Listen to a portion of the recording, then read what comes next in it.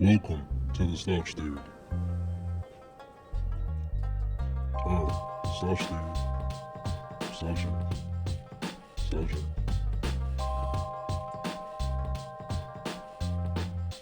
Oh, dude. What's up, bros, broettes? Huh? I got pistachios. Do you? Do you know that 80 grams of pistachios contain 35% of your daily value of telling people to fuck off? That's not necessarily based on a peer-reviewed study. It's a hypothesis of mine. Whether or not it holds any water is still up for debate, and we are currently testing these theories today in these current times at our state-of-the-art laboratory in South Bronx, New York, America. Our state-of-the-art. You feed gangsters pistachios and see if they're able. All right, this went on for too long. What other times has that been said in history? You know what it is? I'm eating under pressure. I'm hungry, you know? I got in a good workout. Try to cram in a lot of shit in a little bit of time. So I ain't even eating what I really want to eat. I don't be eating no motherfucking what you call these shits? What you call these shits? Pistachios? I mean, I fuck with them. They're not the ones that I really want. These don't have the same salty roastiness that the ones that I OG originally wanted to have. A certain texture or quality to the salt. I think it's the sea salt. Big bag.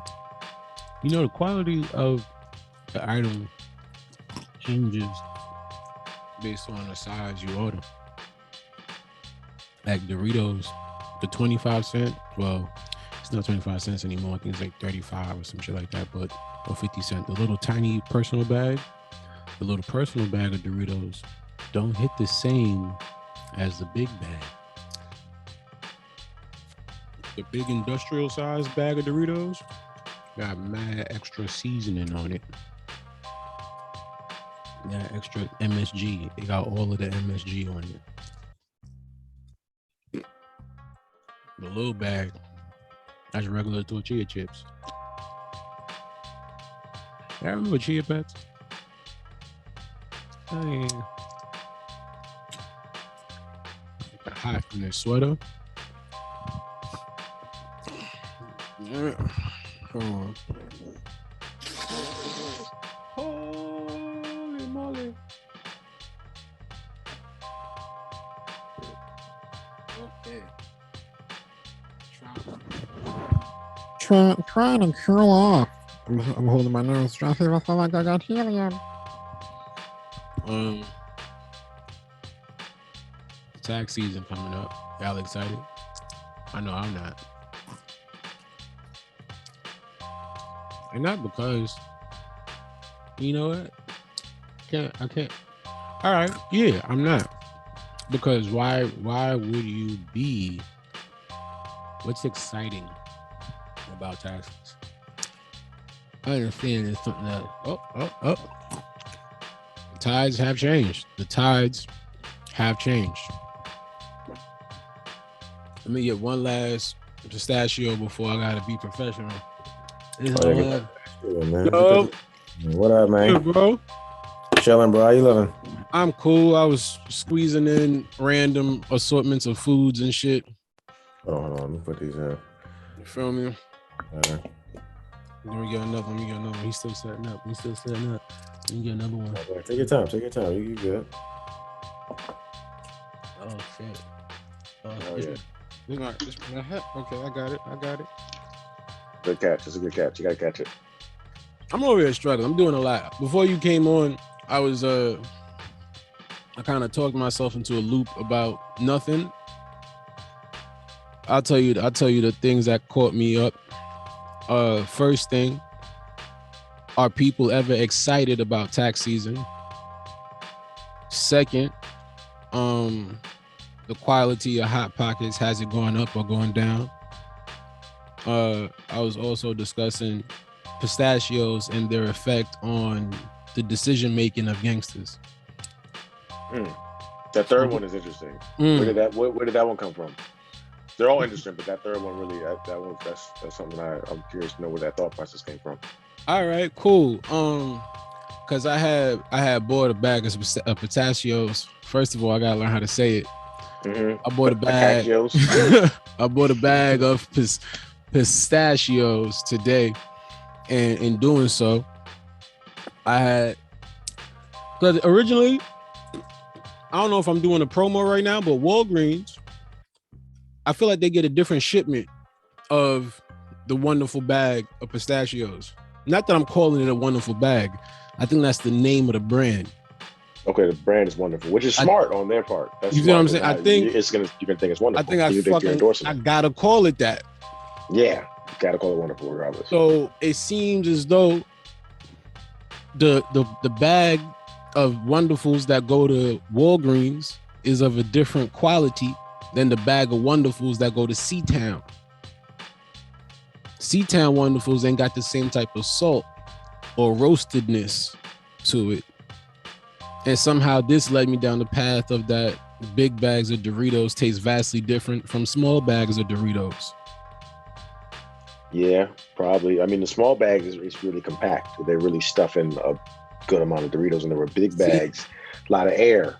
Now, with that theory, it would make it sound like the bigger bag is the one that lacks the flavor because the air is dispersing the seasoning differently versus a contained type packaging where the flavor should be attached to each chip. But in reality, it's the reverse of that, where the big bag is heavily seasoned, and then the small bag is nearly just plain tortilla chips. That makes sense. They're giving you more, but less within that more. That they can. I'm asking you to solve these quandaries because I know you're an intelligent brother with a high degree in collegiate studies. Man, that's a lot of pressure. A lot of pressure you just put on me. That is an immense. I'm just gonna have to use big words to just take off the pressure that's on me. That was a vast amount of pressure you just put on me. Right, but the way I did it was decent. It sounded like I had a kufi on and it was real. Like there was something substantial behind it. Yeah, you sound like you read the Quran for Talib, how you living, bro? I'm good, man. First, this common misconception is Talib. A lot of people go Talib because of Talib. Talib. Yeah. Yes, definitely. Thank you for correcting me, man. I No do problem, make it. man. I want to say people's names correctly. It's fine. You know what I noticed? It's 40 million people in this world. It's 40 million people in New York alone, something like that. So, people's names is always going to be, up for grabs, kind of. Oh, now I'm getting it even further. You have a different version of the Michael Jordan thing. Yeah. You have your own. Yeah. Talib Kweli, and you're Talib Babb. I feel okay. I don't know. I don't have that. There's a is Dr. Dre's first name Andre? It is, right? It is, yeah. Andre Young. But yeah, see, it's different. I don't have any like name challenge other than just actual regular criminals. Like a lot of at first, this is how I ended up putting Andre D. Thompson in my name. When I would search up Andre Thompson, I would find probably my face on page 2, the lower bottom of page 2, maybe, or page 3. But the first page is tucked away.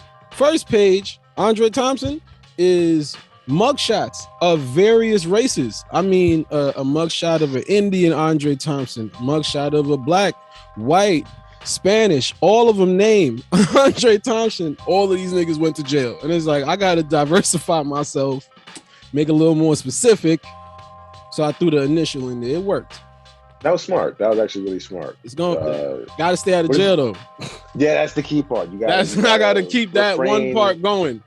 Yeah, refrain from doing a bid. You don't want to do a bid. It's pretty easy. All you got to do is leave parties early. It's not that you can't show up to a party. You can show up, but there's like a time limit of black men at certain type of party. Not even certain types, because some niggas have gone to prison at like their child's birthday party. Yeah, second birthday party. It's a thing with parties. If a dude go to a party, he got about 45 to an hour before you gotta dip. You gotta leave. That's true. You can't be closing down the club. If you closing down the club, you getting into a scuffle. More people are drunk. Sometimes You can't see the lights come on. Yeah, man. Because people get, people just at that point by 2 a.m. everybody, some dudes 2 a.m. is when the lights come on.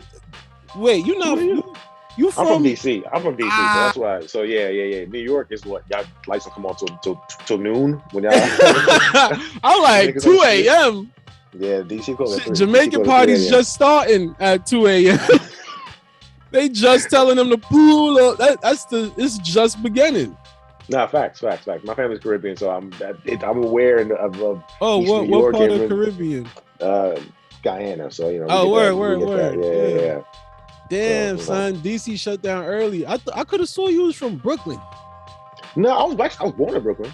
Alright, that's okay. Fair enough. Yeah, but I grew up in Maryland, just outside of DC. That's where I learned, how to.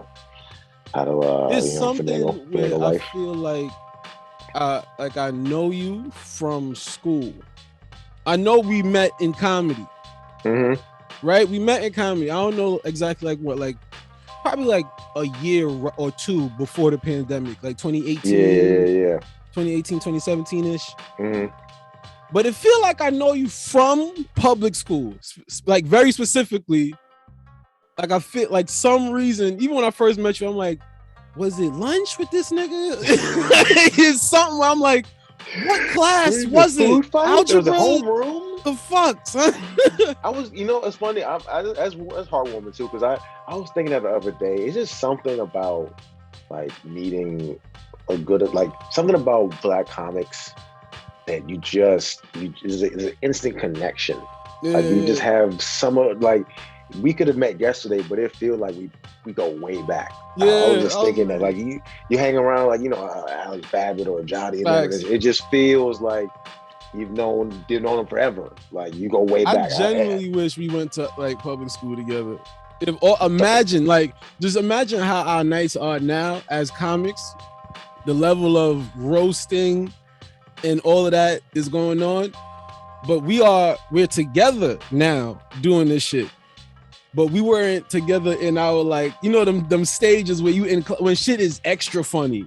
When you have nothing to lose. Nothing matters, yo. Nothing matters. Shit is extra funny. Like imagine a classroom or even a gym class, a lunchroom period where it's me, you, Babbitt, Jotty, Eagle, Nico, Film. Like it's just all, bro. Foolishness. Expulsion. That's school, son. Shit like that.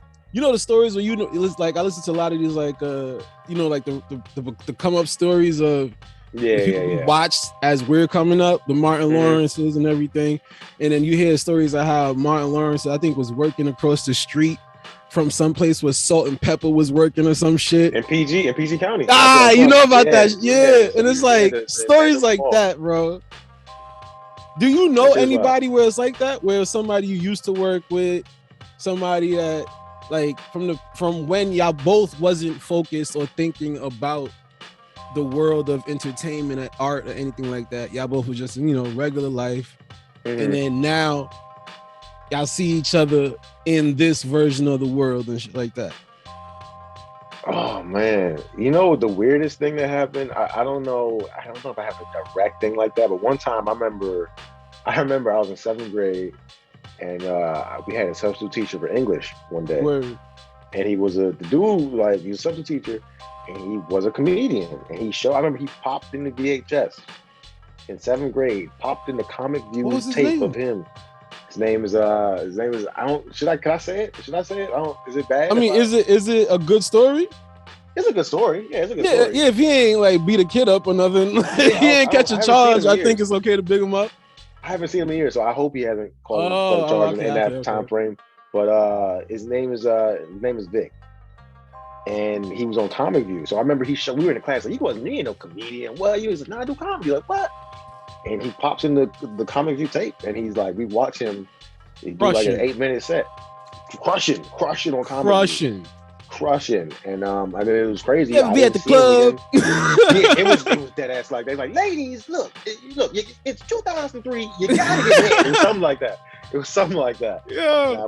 We and then that was one time he was my substitute a couple more times after that throughout middle school, and then I leave middle school. I started comedy years later.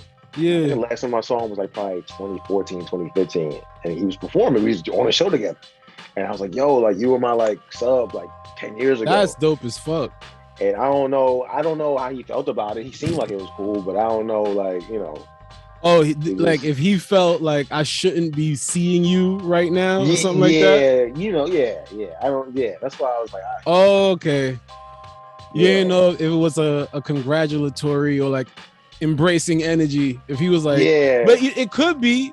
Not necessarily like he's mad at you. It's like internalized type shit where he's like, damn, I must have fucked up if I'm still in this position to see. It's something like that, maybe. It's something. It could be, but I mean, that's maybe me projected. I don't know how it was. He seemed fine. Yeah, that's true. Everybody projected some bullshit at some point. Yeah. I think he's doing well. Again, I hope no charges. That was I hope you caught no charges. Yeah, I hope no charges have come up. Everything is copacetic. No bid has been done or currently being served.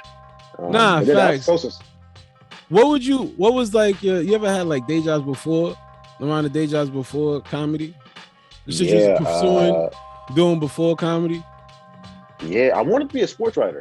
That's what I wanted to do. I wanted to college to be a journalist. I wanted to be a snitch, like a paid snitch. I wanted to be a news reporter. A paid snitch. But I wanted to do sports though. I just love sports. And then it was too serious. I started comedy in college, and then it was like, yeah, comedy, this is it. Because sports reporting is just too serious, and it's still loose, but it's just still you can't really like be yourself. You can, but there's still a line. You know, there's a line because it's like it has to be kid friendly.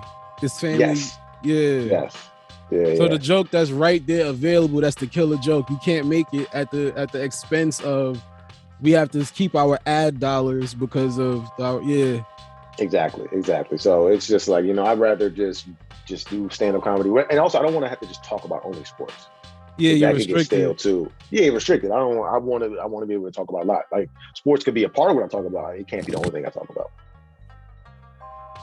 In comedy, right? Is there a limit to what you would say you would talk about? Like, do you keep things? Are you more like the George Carlin, you looking outward, or you like going personal? You got you spilling your guts. You're observing. How you describe it?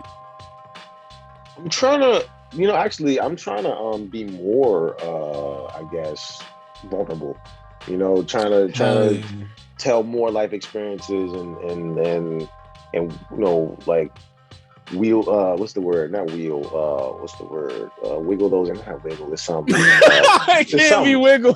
It's not wiggle. Wiggle sounds really. You know, I'm trying to wiggle and wobble them. You know what I'm saying? Like, you know. Nah. I'm trying to blend those. Let's say blend. I'm trying to blend more vulnerable stuff because it just seems because it's 38 million comics, so you know you gotta try to, you know, set yourself apart. That's the second like statistical number you gave out. You have like raw data for this. I love sports. I facts. That's true. It's true. You got the analytics guy, bro. Yeah. That's all I know.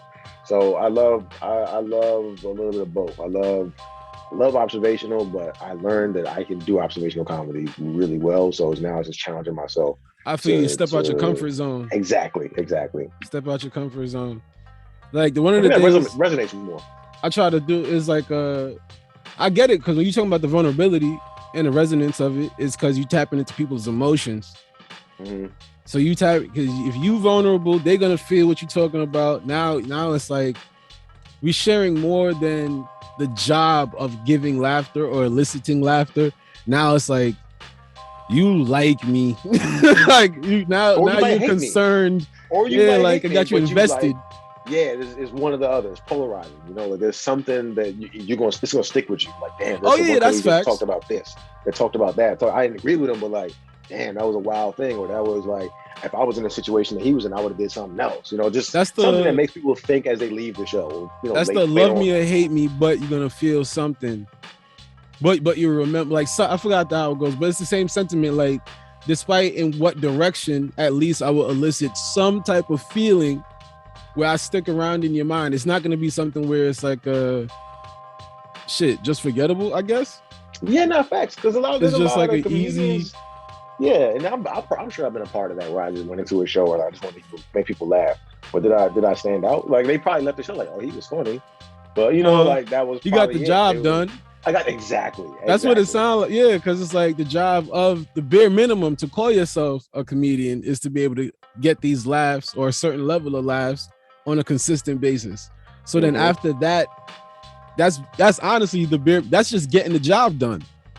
I don't want to do that. Like I've done that many times, but now I feel like I want growth, and you know, and if I want to line up with 7 or 8 other comedians, we all gonna be funny for the most part. Like we all pretty good. Somebody gonna like, get some type of laugh. Yeah, so you might as well try to stand out in some way. And, you know, hopefully, how long you been doing it? Good. I started in 2011. Oh fuck! What word? That's one. Damn, either that's the same year. That's the same year. That's 10 years ago. Yeah, well, 11 years now. It'll be 11 in July. So, yo, that's the same year I started then.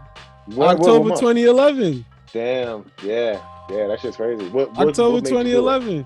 What made you? What was the? Because you probably wanted to do it before, but like, I definitely wanted to do it before. Yeah, but what was the one thing that said I have to do this now? Like, it made you just sign up. Like, I have to do it right now. The first time I had the idea, it felt like, yo, this is it.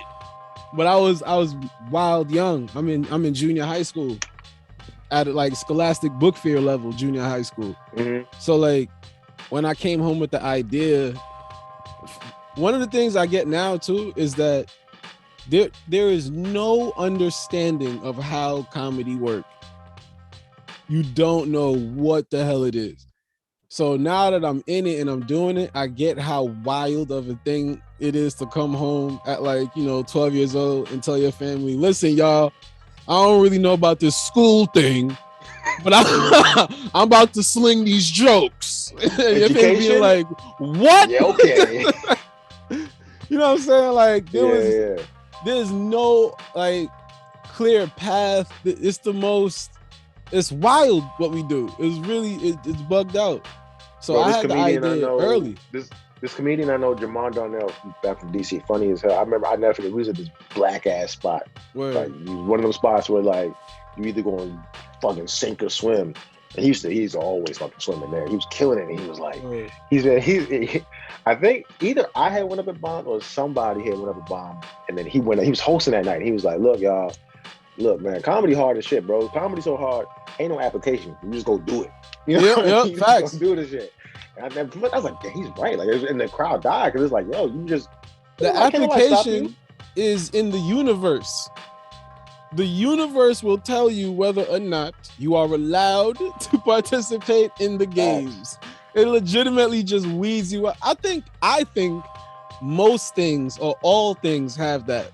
Cause like I've tried mad, like I had the comedy dream pop up in junior high mad early.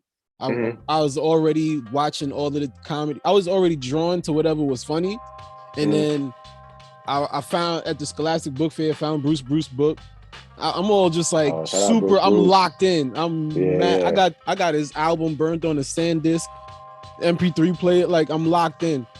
But then family's like, yo, that's not a thing. So go to school. So eventually I start trying out all of these other things that I thought was the dream.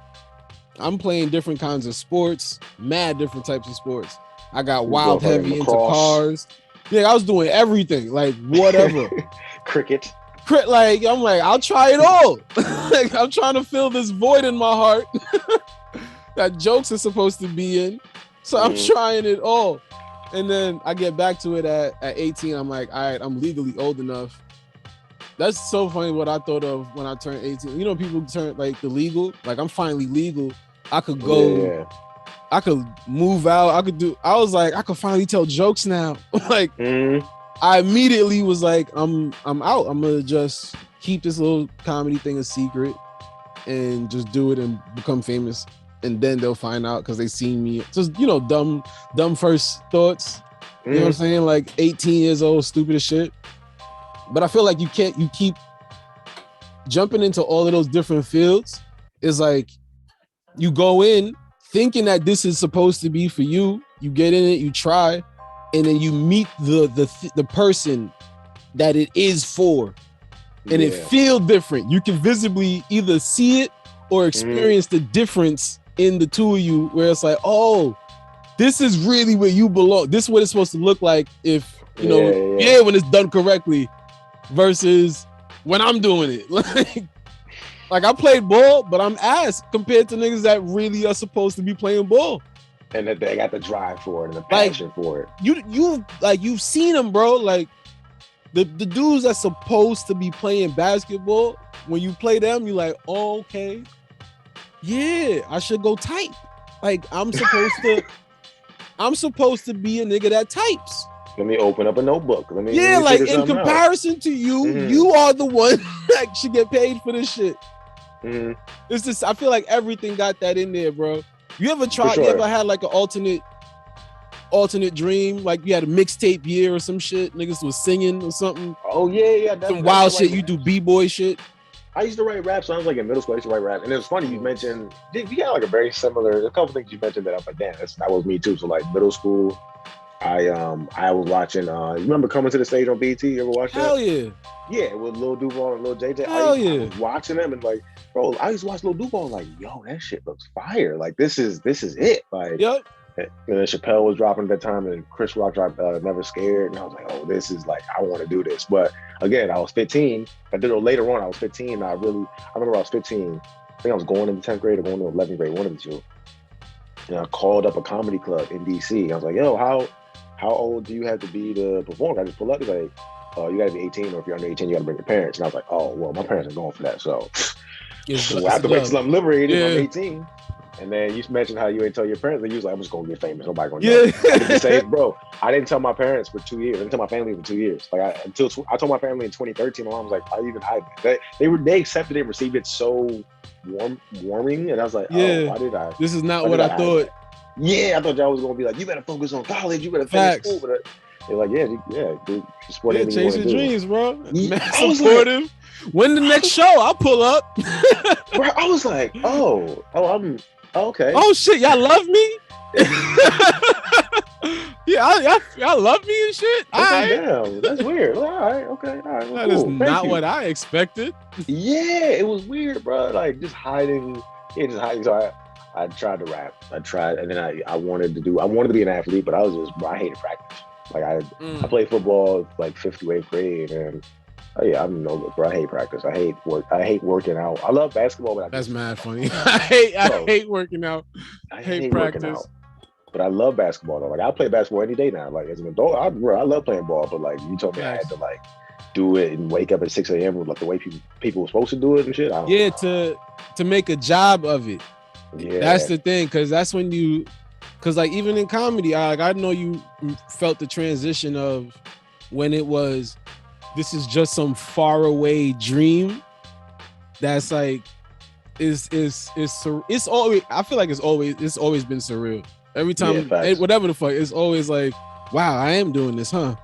But if there's times where it's like a transition of this is like a impossible dream to, oh shit, like I have to turn this into a job. Like, you feel the flow of work in it.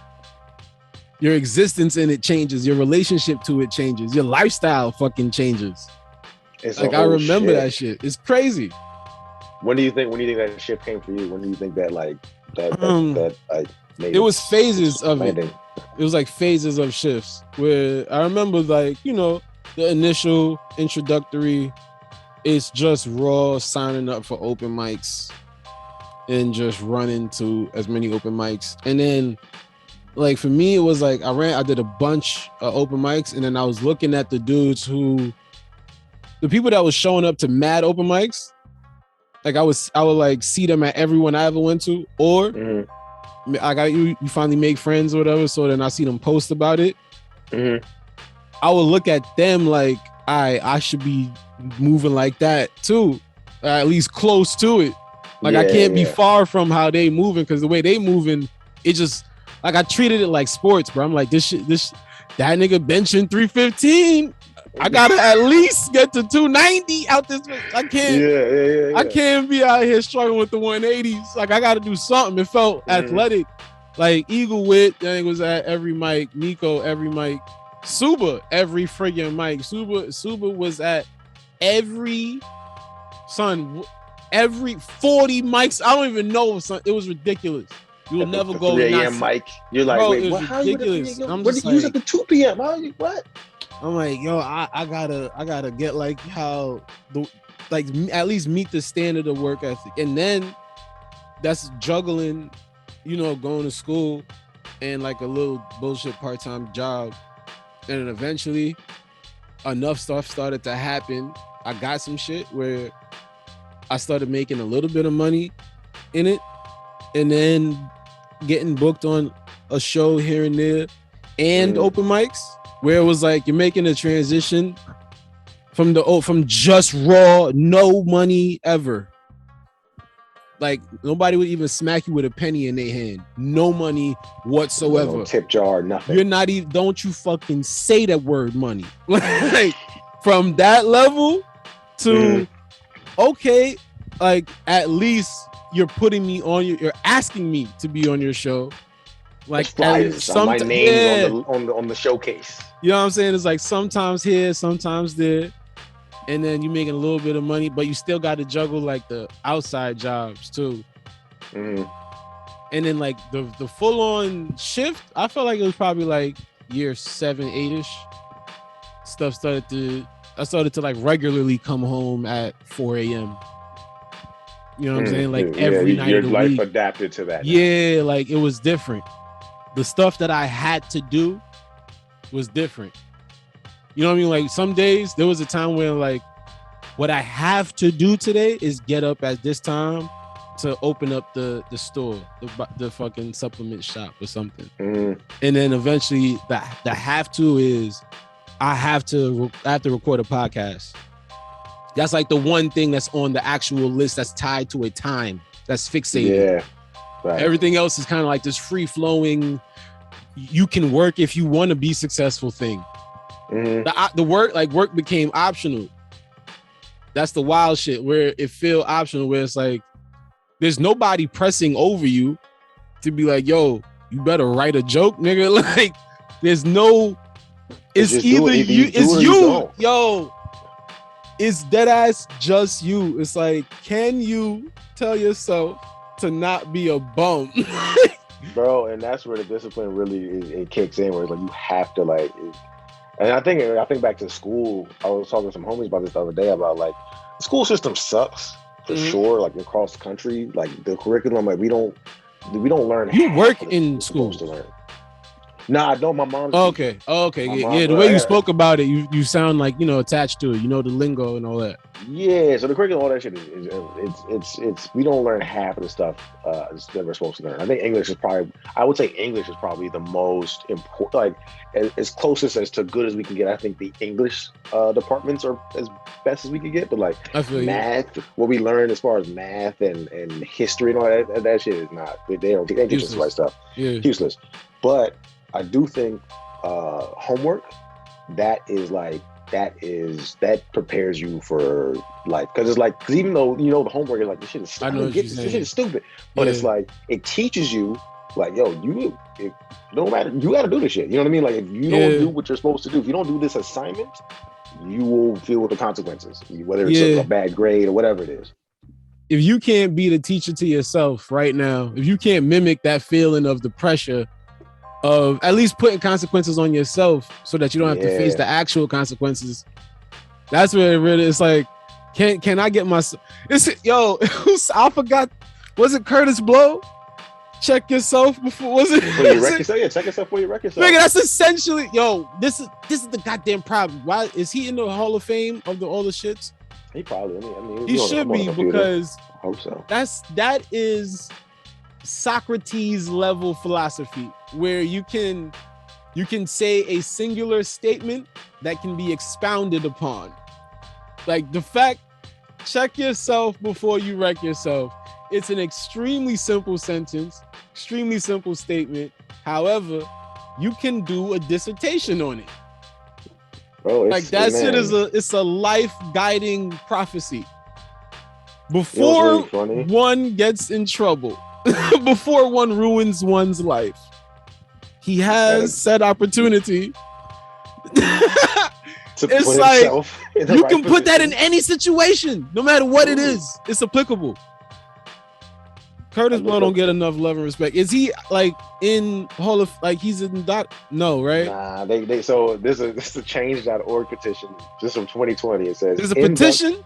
Induct Curtis Blow is the Rock and Roll Hall of Fame class of 2020, and it's got 935 signed. And you know what? I'm gonna sign it right now. You see the type of shit, son. That's racist. And no, there's another thing, another kicker real quick. Hold on, let me show you this. I typed it in. It says in 1996, Curtis Blow was featured in a hip hop display at the Rock and Roll Hall of Fame. The display still stands. The display still stands. So he's not in it, but he's got a display feature. That's fucking rude. that's disrespectful. Bruh, that's like, all right, nigga, you said you cold, you ain't coming inside, but you can stand on the porch. No. Fuck this building. Fuck all of y'all. I don't want your porch, man. It said the display still stands. Like, it's like, look, we ain't take it down, y'all. Look, you didn't that's take it down. Foul as shit. Yeah, that's disrespectful, bro. I signed a petition. So the petition's up to 936 now, thanks to me. I just signed it. So Curtis Blow, we gonna get you in there, bro. Damn, I gotta check the petition shit out. Oh, man, I'll put the link in here right now, bro. You gonna click it. We gonna get Curtis Blow. Is he still alive? Is the brother still with us? I hope so. I think so. Yeah, he's alive, 62 years old. Born, yeah, he'll be 62. Amount of time. See, he done. That's of course. He checked himself. He will not wreck himself. He's taking care of these.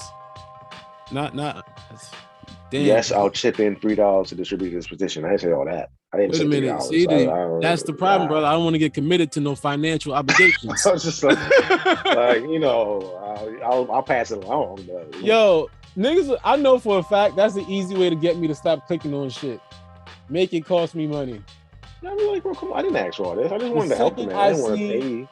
The credit card sign show up, I'm disinterested. I don't want to read it no more. You can keep your titty in your bra.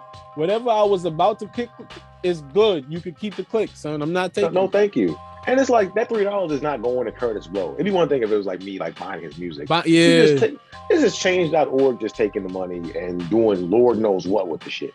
They be texting me a lot like we dated before.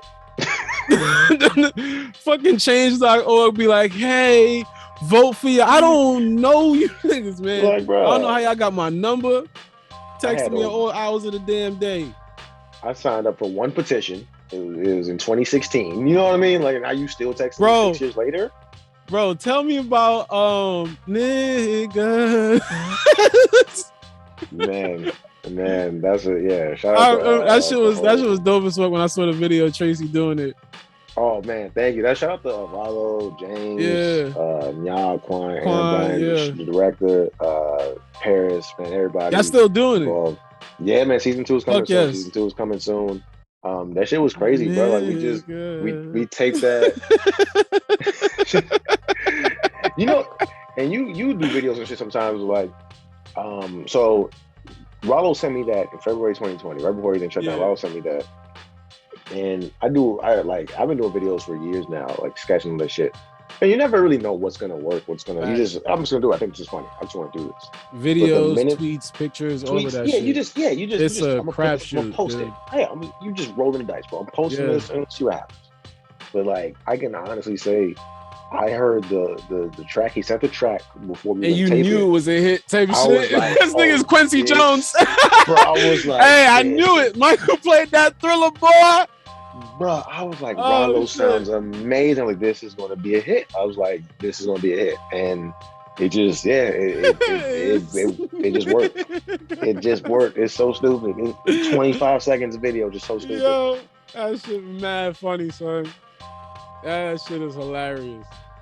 Yeah, man. I'm just glad that he fucking. It's glad becoming I a full-on web series. Bro, it's crazy, bro. It's like It started as like a parody joke, and then it became that. just a quick or joke. was Just a quick already- joke.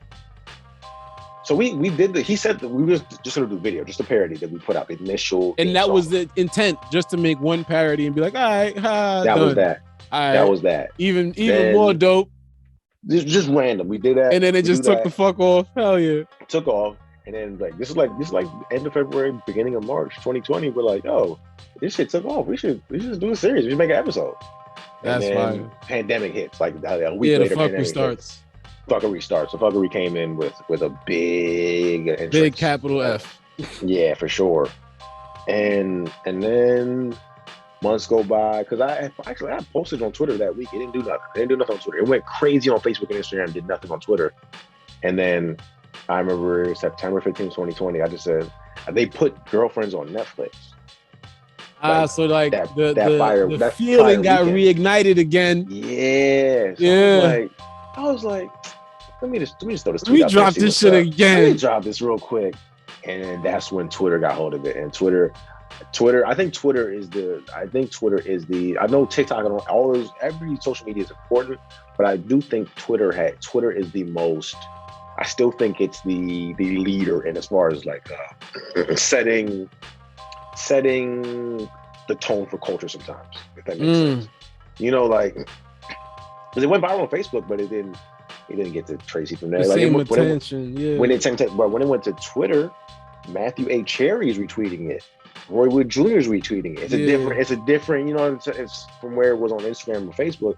Now, like these people that because I think with likes on Twitter and retweets, it can end up on anybody's timeline. That's You true. don't even Yeah, have to- it's as like long as more of a somebody else- forced share. Exactly. Whereas Instagram, it's like you have to be following somebody. They have to like repost it. They have to be following. There's that way more person. intention involved with Facebook Yeah, and it's- Instagram. That unit you gotta like is more enclosed, where Twitter's Yes, damn near exactly. open source type shit. Exactly, bro. And then the Twitter has the trending. We weren't trending, obviously, but like even as just a more the example is where like you can just be like, what's trending right now? And something that you had no idea 10 minutes prior is the number one trend. Like, what's this? And you click it, you're like, oh, this is Analytics, your analytics come back up.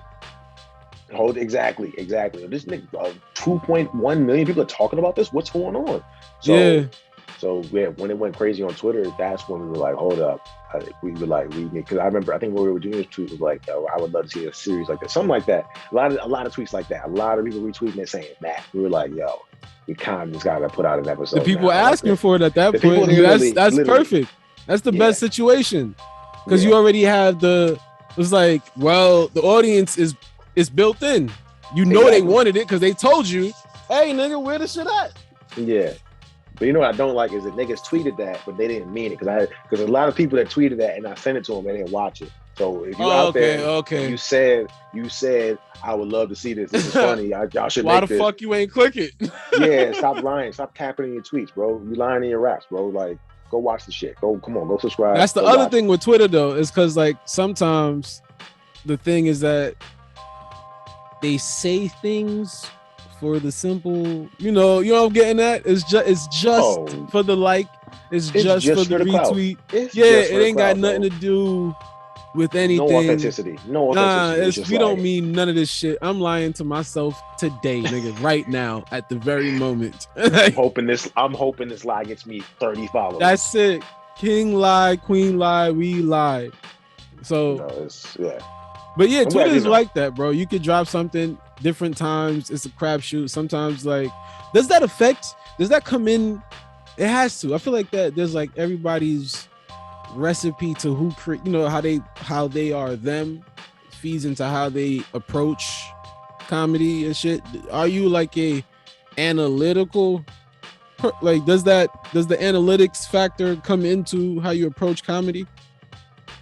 As far as social media, yeah, I'm trying to be more of that. I'm trying to be more cognizant of the algorithms and the buzzwords and all that, because one thing I haven't realized too, it's like I could be as funny as I want, but if I ain't getting the reach, if I'm not getting the the placement or the views or the eyes on my shit, it's not gonna do it. Yeah, I'm still just gonna be waiting for a producer or a booking or casting agent to find me. And it's like, I don't want to wait. I can still wait for that, but at the same time, I need to put. I can help myself, exactly. Yeah. So I'm definitely trying to. The last year or so, I've been trying to like just be more intentional. Like, what is it? What is the analytical approach to social media?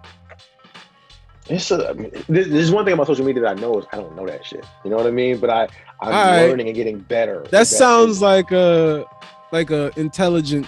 I don't know, like the type of the ones that I don't know that's placed in. I know that there is so much to know, which is why I don't. Okay, all right. Yeah, facts. Like I don't know it, but like I know that like Instagram. There is a way. Reels. There's a way. They're pushing reels on Instagram. So like right now, do reels. If you do focus on reels. I know these. And also another thing, I think Twitter is, I guess, out of the other social media platforms, it's kind of it's as truest to its form as where it's like it's just chronological.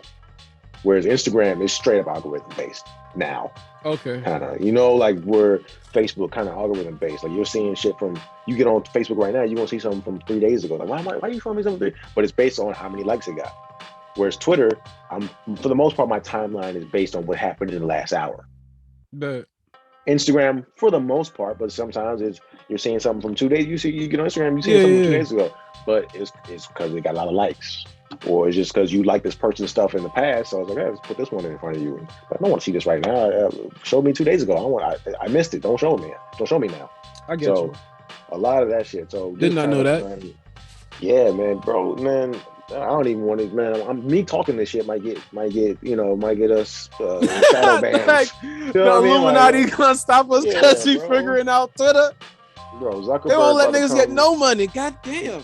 Yeah, man. So yeah, but it's just little stuff like that I'm learning and realizing, and just like and even profanity. You cursing. If you curse in your IG caption, that ain't gonna get put to the top. They're trying to make it kid friendly. Yeah, trying to make it. When if you type the word COVID, there's automatic. Oh yeah, that's true. If you even say it in your videos, I think that little thing pops up.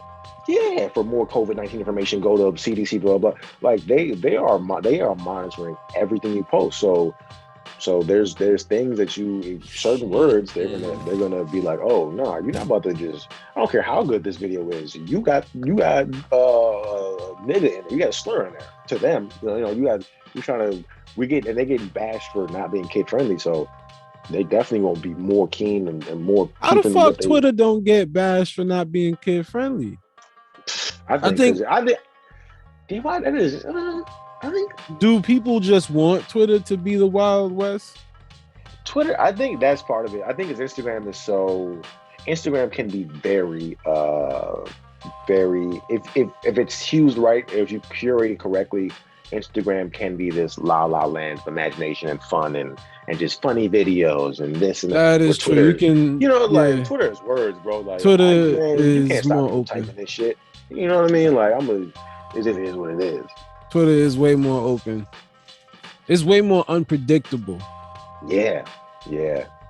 It's the place where it's like, I don't know where this video is from. This clip. It's a different.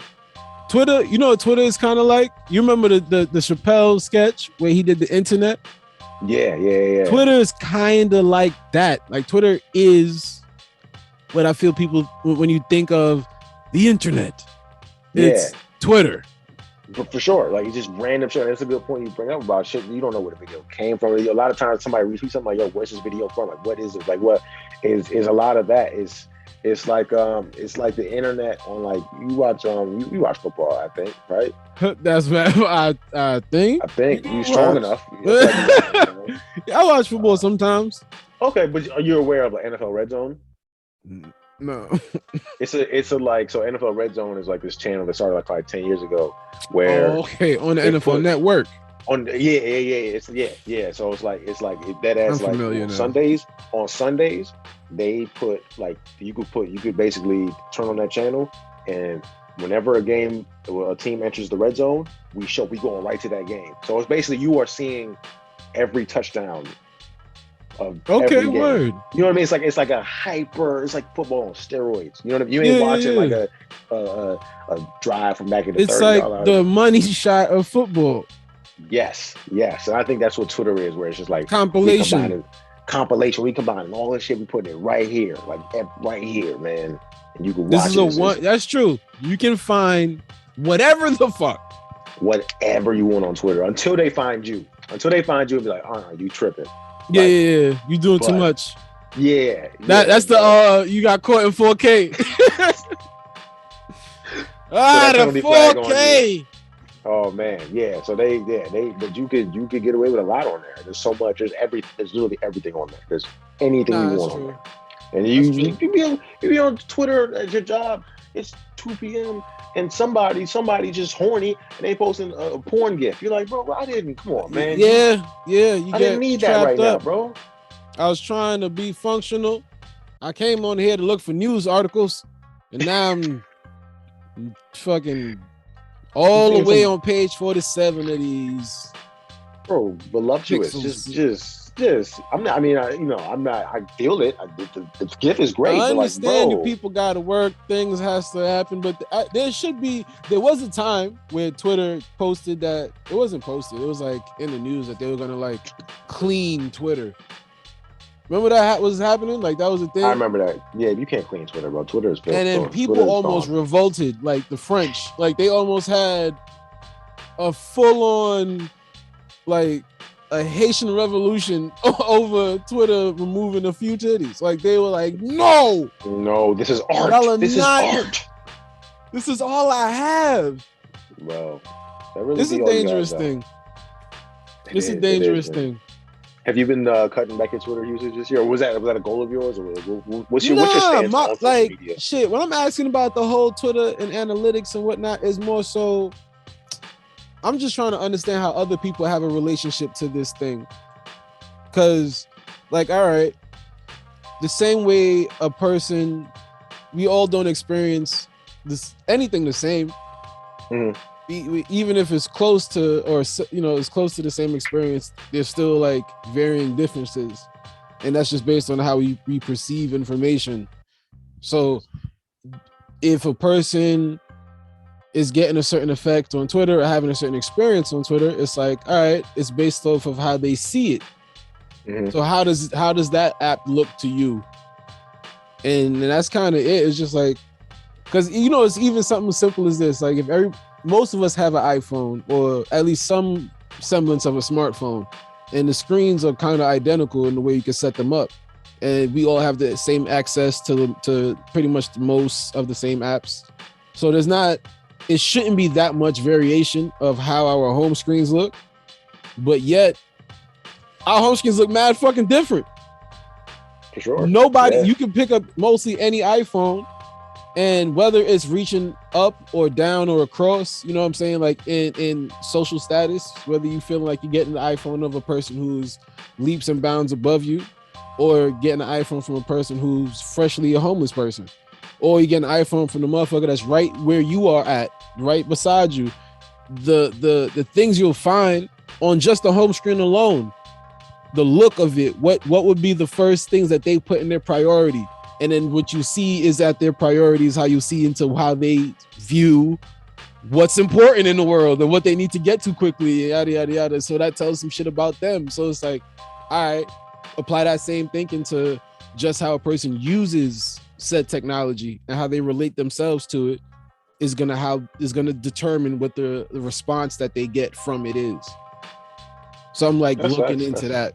It's like, because I've had times on Twitter and just like even random different social media platforms, like you were saying how you got certain responses on a Facebook that it was a good response, but it felt different from the one that happened on another platform.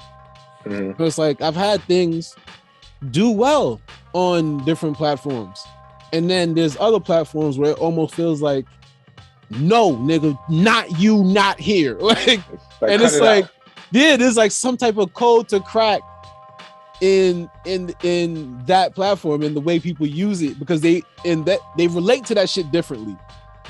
The same joke we tell on Twitter, we got to change it up a little bit to make it Instagram ready or palatable. The shit you get away with saying on Twitter, it don't necessarily come across the same. And it's like TikTok people is a whole nother. They weird. They different. TikTok is one I haven't. Like I think I'm getting better at learning Twitter and Instagram. TikTok, bro, I couldn't tell you what, bro. I'm not gonna do the dances. I'm not gonna do the dances. Not doing the dances. Not doing the dances either. I'm glad we're on lock, step, and key with that one, because I'm good on it. I ain't got no sassy, get your life together shits, because they love a good girl. What you doing? How you not gonna do? And it's like I don't got that. I don't have that either. I'm trying to give you life hacks, like you know what I'm saying. I ain't like. I'm not teaching you anything. I'm just your life my coach. Perspective. Yeah, like. Well, you better pay me for this. I'm not just gonna give you keys to life. They be telling all kind of. They be on TikTok spilling their soul, bro. And the thing is too, like that's what also scares me about the internet, because there's no vetting process. Like we just believe anybody can do it, bro. Like you said about stand up. We just believe this person was a doctor. I'm a nurse and I'm a flight attendant, and if you go to your blah blah blah blah, yeah, tell them that they get the uniform, they order it on Amazon. You know what I'm saying? Put a confident look on. Yeah, like I'm gonna believe you. If it gets enough likes, gets enough shares, they got a green screen, a camera. They can make shit look kind of official, man. You can see some, and then not even that. Ha! Deep fakes. Oh man, the amount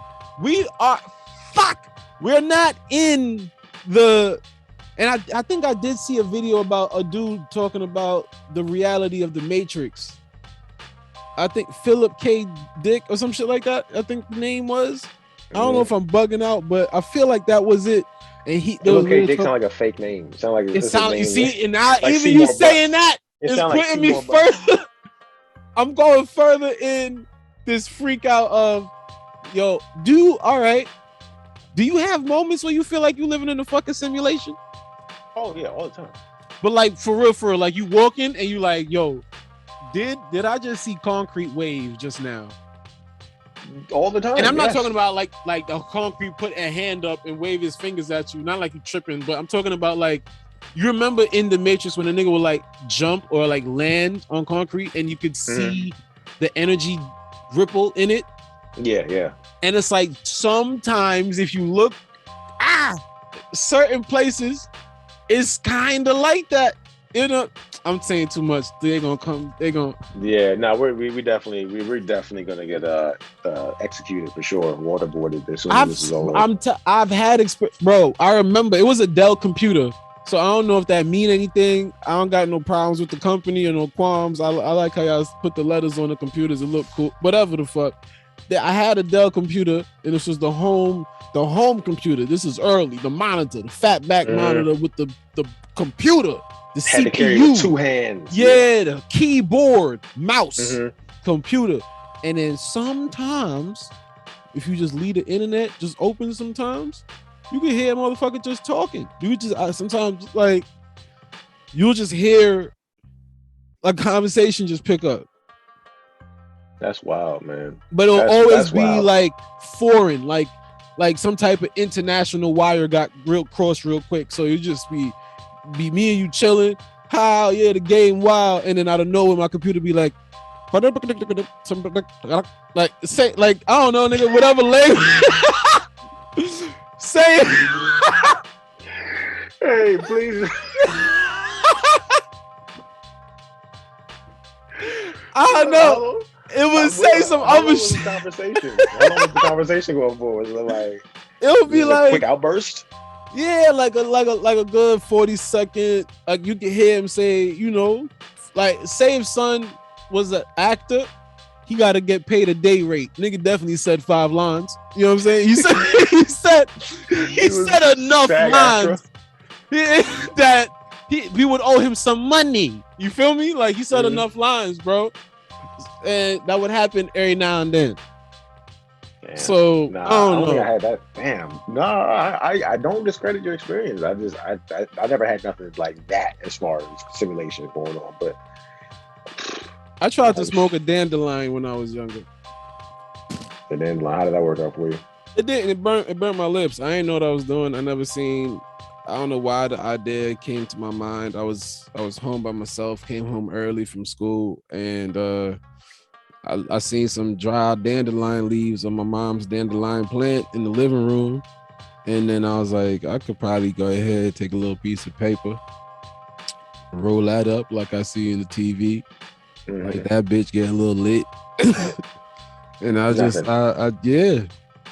ended up sucking down dandelion leaves. That was hot ash. It's foolish. Yeah, and then the paper burning. Damn, I fucked up. Ooh. I fucked up. No, we've all been there. That idle time when you're waiting for your parents to come home after school. What's the dumbest one you got, bro? I know you had to have done something. DC is a wild place. Mumbo sauce, nigga. I did something. That make sense? I tried to smoke mumbo sauce. Does that make sense? Yeah, I did something. I smoked. I just regular grass though. I didn't do dandelion. Hold on, grass? Or you saying grass like in the 70s sense? Regular, like go outside, mow your grass. Like that's fun. See, that's the same thing. Yeah, same exact thing. And then we took it a step further. We thought we could be some scientists, and we took some liquor from the cabinet and spritzed it on, rubbed it on there. Like, oh, all right, we got some grass, and then we put some wild turkey or something on there. We're gonna be high. Something's gonna happen. That's not funny. And then you try to light that on fire. Just rolled it in some loose leaf paper, and we tried, and it was just the worst. It was just like, cause would a person dip weed in alcohol and then smoke it? That wouldn't help. You can do in PCP, where it's like you dip. Woo, nigga, I did not expect you to say those letters. I know, yeah. I did not expect you to say those letters with such casualness. Nigga, you can just smoke a little bit of that dust. The dust, the sherm, the butt naked. Shit.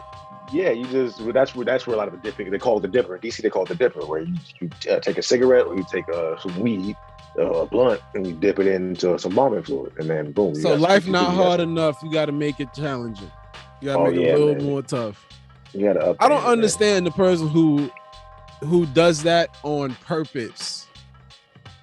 I don't understand the person who knowingly dips his joint or cigarette in embalming fluid, like the fact, because you can't. That's not something you come across.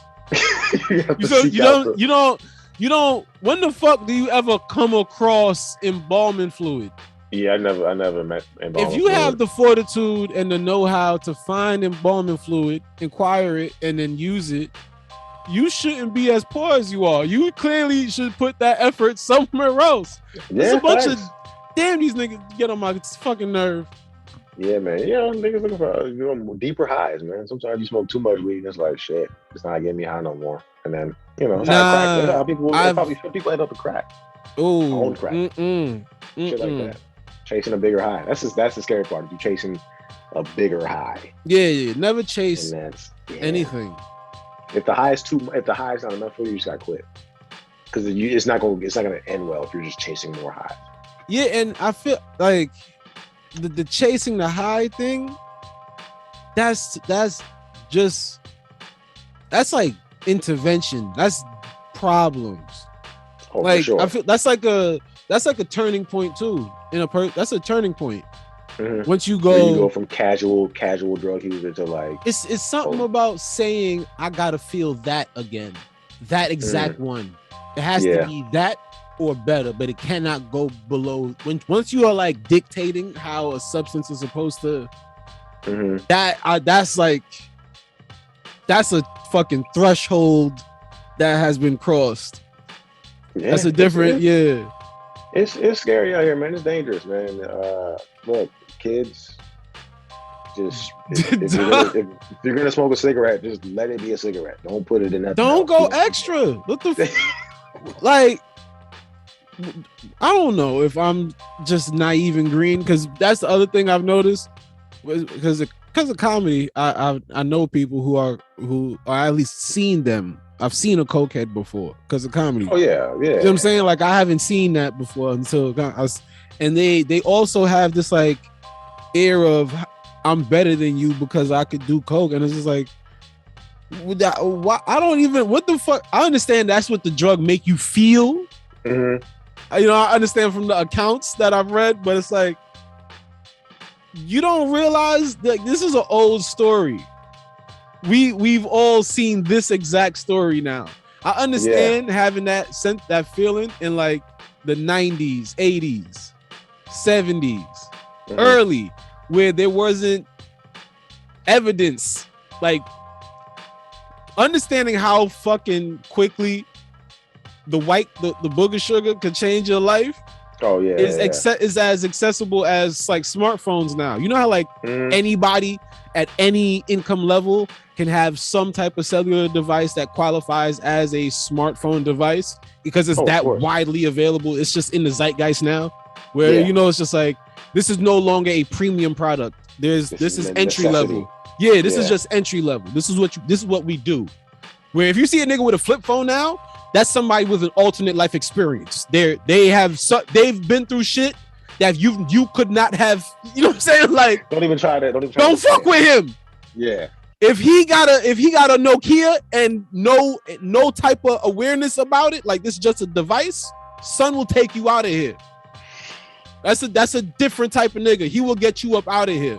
Yeah, do not step on his shoes. Don't play with boy like that. So yeah, bro, you keep it moving. Just keep it moving. If he pull an antenna up on his phone and don't budge, his spirit don't even alter a little bit, and he pulled the antenna up, he will make you check up out of here.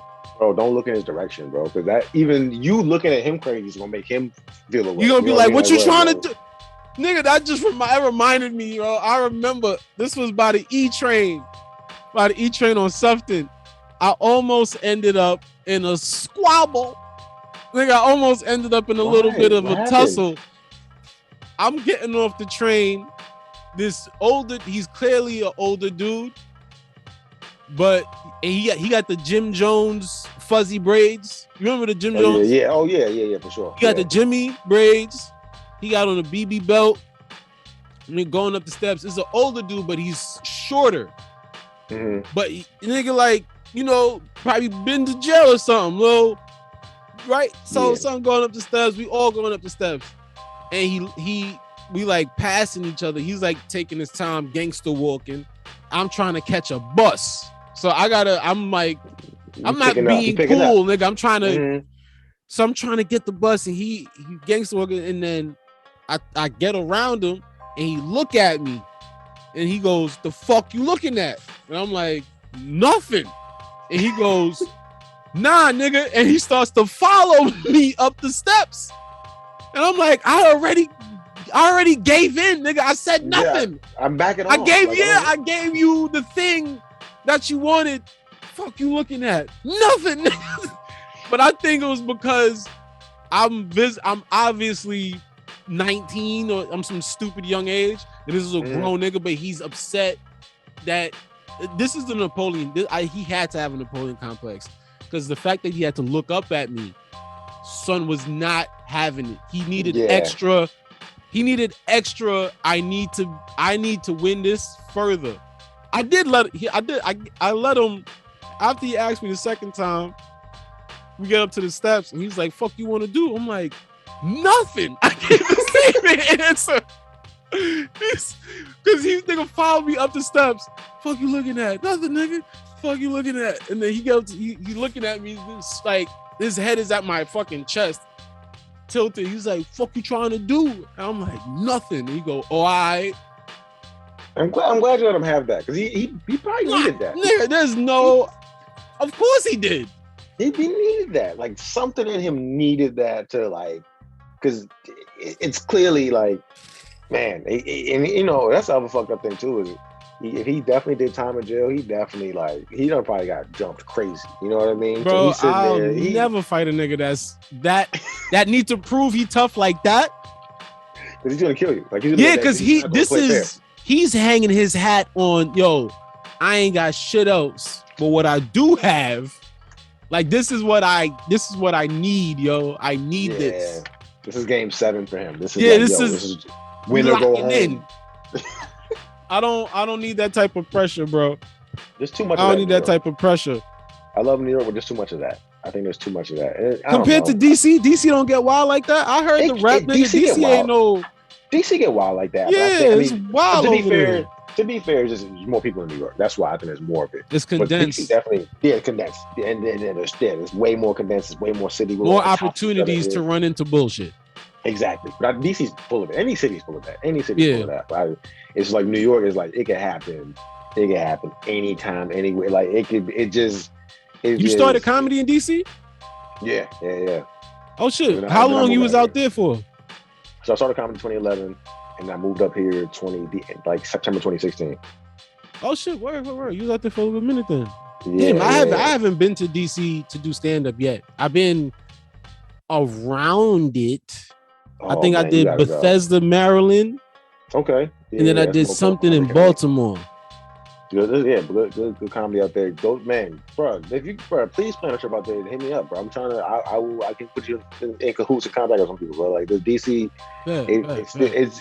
I love New York. But I think DC might be my favorite spot. I might be biased too, but like DC, there's something about it. I won't argue that. Not based on this one thing. I've heard that from, once again, like the people that we grew up watching. The people that we call our greats and shit. Like I've heard a Chappelle say that. I've heard a Chris Rock say that. So I'm like, and then I know that I haven't experienced comedy at those, there's a certain level where now you go into different places in America, seeing how that feels in those pockets. So I was like, I'll give you that. That's really a possibility. It's really, and again, I love like New York is people we consider the Mecca. But like it's just DC is just something about the crowds, man. It's just like the nickname is Chocolate City. I don't know if it's still that. No, Chocolate City and chocolate melted a long time ago, man. It's like that. Damn. Yeah. I mean, we out there, but it ain't what it was. Not what it was. Fuck, what will cause that? Other than is it just money? Is it just money? It's money. It's gentrification. So money. It's access to jobs, and access to the money. Access to the money, and then what you put in what you put around the money. Like what you put. Like if I put 3 Whole Foods around, like I that's absolutely yes. Afford the Whole Foods apples. So it's just like all that's gonna drive you out. And man, so shit is everything's fucked. Food quality changes when you get closer and closer to a darker spot. Yeah, closer to the hood. Food quality changes. Like I was thinking about LA earlier, and I remember, bro, it's fucking funny. I see that sometimes in New York and like Long Island, but it was like mad evident. There was an area that I was staying in, like I think it's called Silver Lakes, and in that area, it's mad nice. It looked mad nice over there. But then you walk Whole Foods, all of that nice looking shit, and then there's this big ass highway. Once you you could walk under the highway, the truss or whatever. On this side of the highway, Whole Foods, pretty houses, palm trees, yada yada yada. The other side is crackheads, graffiti, fucking rat. Like it looked different, son. Literally, I mean, you can stand on either side of the highway and see, like, when movies color grade. Yeah. Like it looked like there was a different color grade on the left to the right. It's ridiculous how obvious they split that money up. That side of town is broke, nigga. Other side of town, just a couple steps away. Got bread. And you got, and it's vivid, full color. It's beautiful. It's different. Other side is sepia or some shit. I don't know what's the yes. It's like that. Shit is it's polarizing, like you said. It's two complete different sides. Same piece of land, bro. Mad different. Not even a gradual decrease. I mean, cut off. Them niggas is broke. Straight to the point.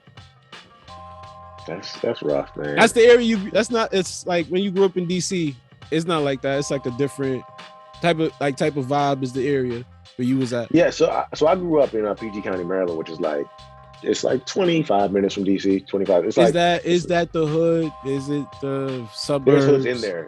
There's suburbs. Okay. There's hoods in there. It's a mix of everything. I grew up in the suburbs. I'm not gonna would never claim I grew up in the hood, but like, you know, when you grow up in the suburbs, it'd be hood adjacent. Yeah, exactly. You're a couple blocks down from the shooting.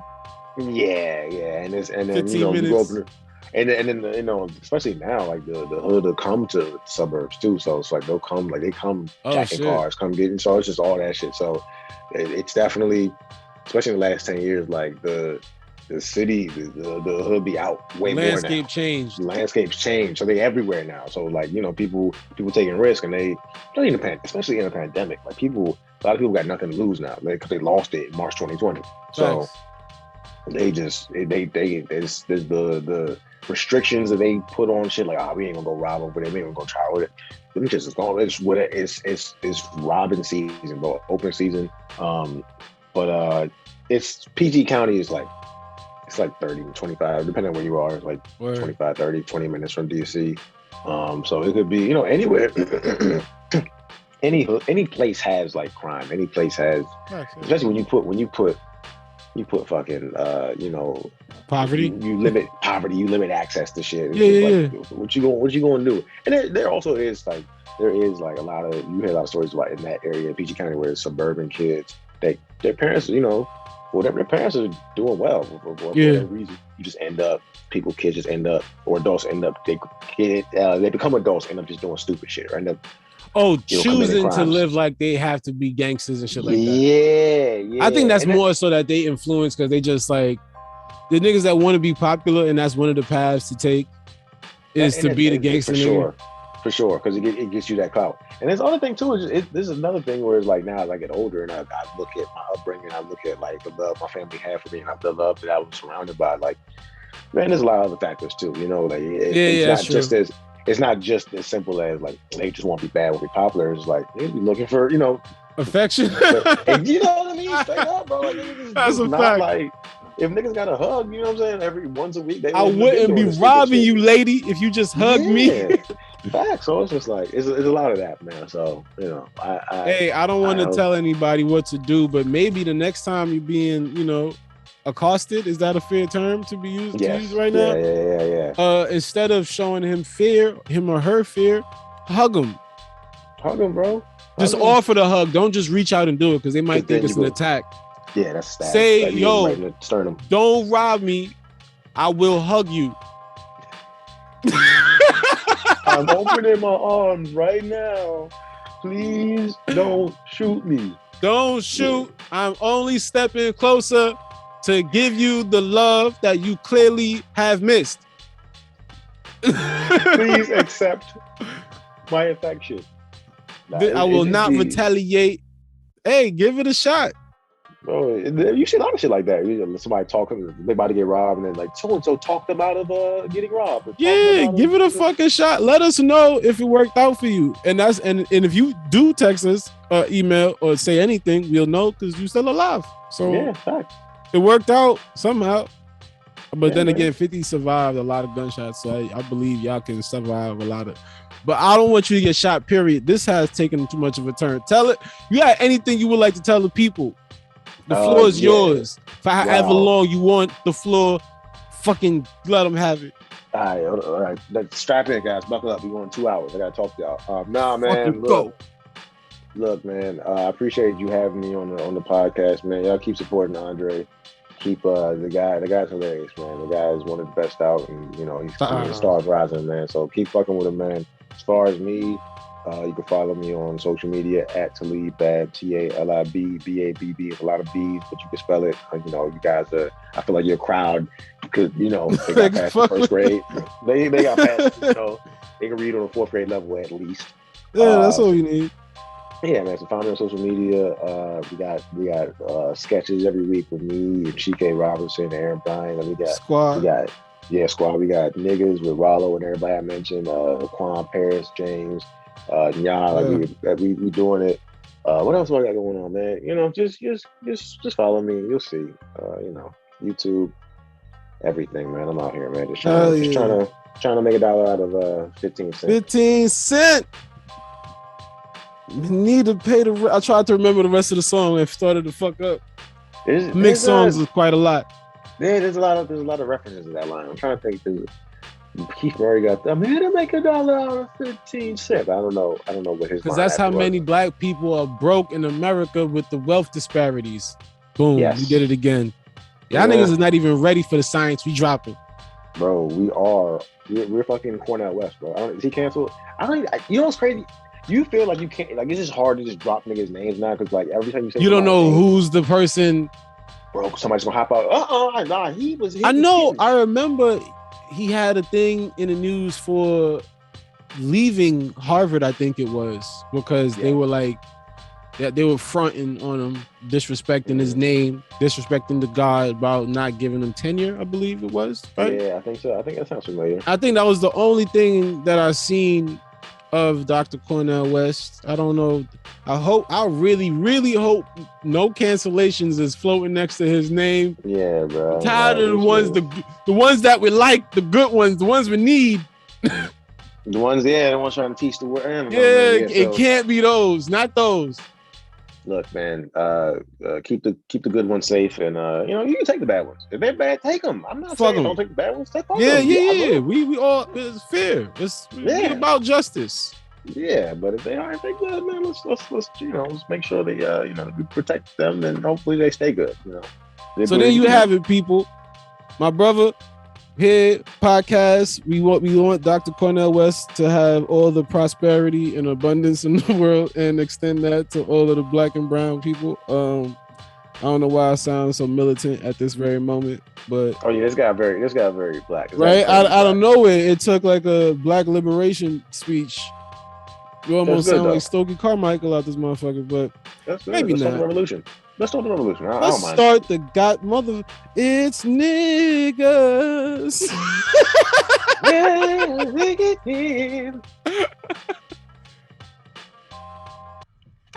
Shut the heck